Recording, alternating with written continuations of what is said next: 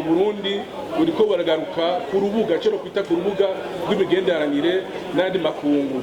Umurundi mwishira mu mpuzamakungu ONU bufise ingufu nyinshi uko barakoresha, bukaba buri no mu bisata byinshi cyane byo muri ico gisata giharanira amahoro n'umutekano na cyane mwishira mu mpuzamakungu ONU, kugira ngo ku by'ukuri Uburundi umwanya twamaze dusa nk'abakumiriwe, dusa nk'abahariwe akato, dushobore ku by'ukuri gusubira kuja ku rubuga rw'imigenderanire. Nivyo turimo haba mwishira mu mpuzamakungu ONU, haba mwishira mu muryango wa Afrika, haba mu karere. Murabona ko Burundi buriko burahabwa ijambo, kandi Burundi buriko burekana ico bumaze, buriko buragaruka kuri urwo rubuga. Tukibaza yuko ni kuneza y'abene gihugu, ubu aho Murundi wese aja sico kino mu myaka iheze, ahaja hose arubahwa n'Uburundi bukubahwa, na cyane ibyo nkora byose byo mubona tuko turakora imigenderanire n'andi makungu ndabikesha cyane ico no kwita intumbero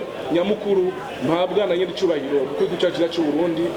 Nyene icubahiro Evariste Ndayishimiye yamampaye intumbero ku munsi burindwi buri kwezi, kugira ngo igihugu cyacu cubahwe, congere cubahe ibindi bihugu.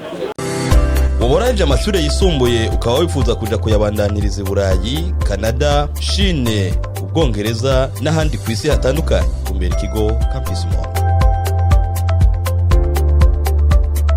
Nababwiye kandi n'ingene ibintu by'amahoro n'umutekano bimeze mu gihugu, yuko amahoro n'umutekano yifashe neza mu gihugu, yuko ubu turiko natwe turafasha ibindi bihugu kugira ngo ibyo twaciyemo ibyo bihugu navyo bishe kubivamwo vuba na vuba.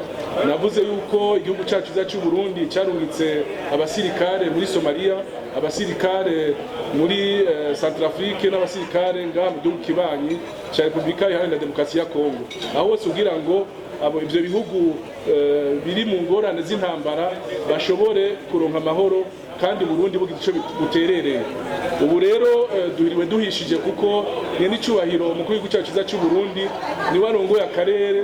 Ubu rero ariko arakora ashoboye kose kugira afati ya mbere, aje imbere y'abandi bagenzi we, kugira ngo ahantu ngaha mu gihugu kibanyi ca RDC amahoro ashobore kugaruka vuba, kugira abene gihugu bo mu karere ntibagume bamererwa nabi, kandi ibihugu bibanyi navyo benshi abene gihugu bamerewe neza.